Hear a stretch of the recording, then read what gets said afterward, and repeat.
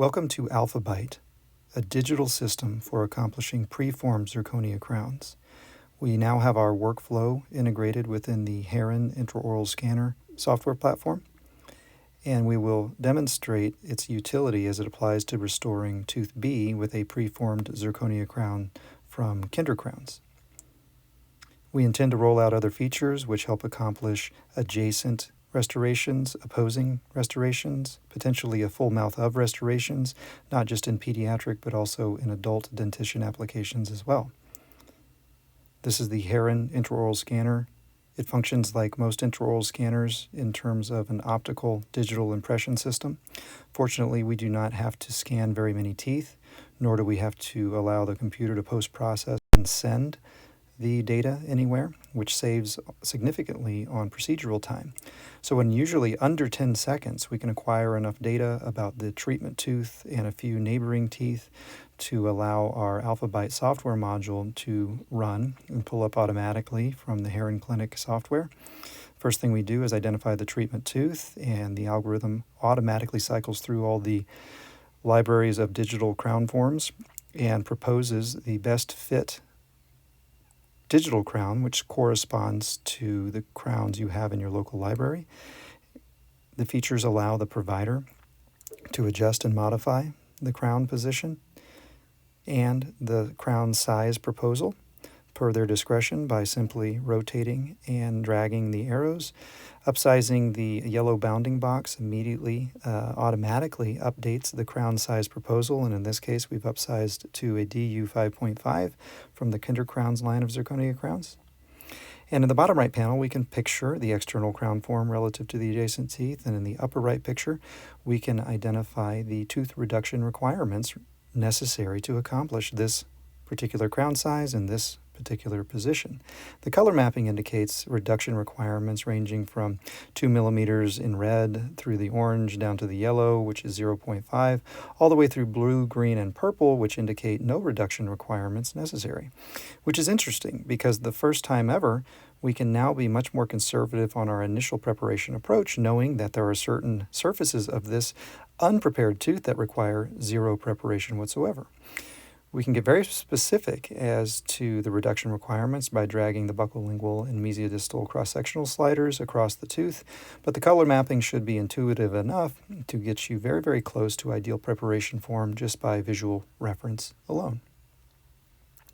So by having this cheat sheet that will guide your preparation attempt in the upper right, and having the crown proposal on the screen before you even start, now the first question is automatically answered. Which crown do I try in after I have prepared this tooth? Well, the computer program has already answered that question for us. In this case, it is a DU 5.5 from Kinder Crowns Universal line.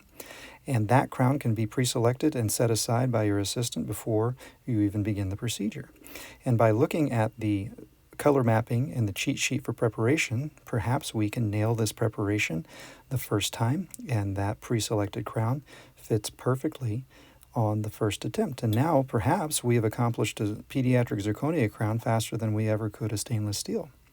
But more often than not, especially as you begin this process, you're likely to leave an area of under-reduction, and exactly what is causing this crown to bind and not fully seat is a completely subjective situation, usually something corrected by experience alone. No longer is that the case, because simply by using the scanner, passing it over your initial preparation attempt, and rerunning the automated algorithm that analyzed the preparation form, in mere seconds we can pre-answer those gut-level questions that were ordinarily blindly refining this tooth circumferentially.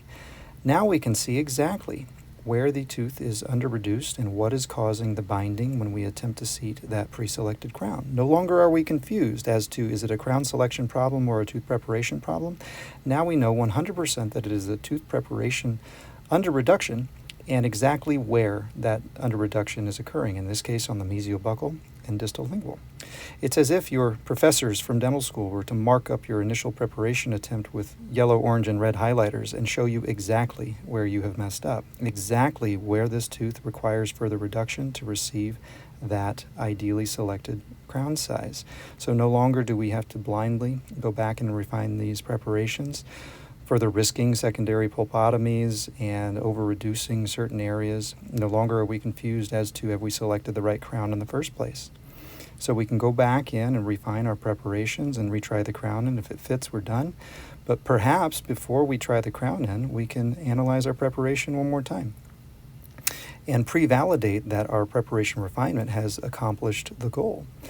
As many of us know that have tried in zirconia crowns, sometimes they break due to their inflexibility, and that costs us not just money but additional time. And if we pre-validate our preparations and achieve this visual passivity, we can go back into physical crown try-in mode with a lot more confidence that we will achieve that proper fit and good retention and resistance form by still having a mind for conservative tooth preparation, but also a mind for efficiency and proper crown placement.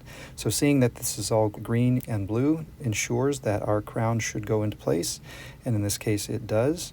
We have an ideal crown size selection and an ideal preparation form that is still done so conservatively, and we have not had to question the initial crown size we selected for try on the very first time.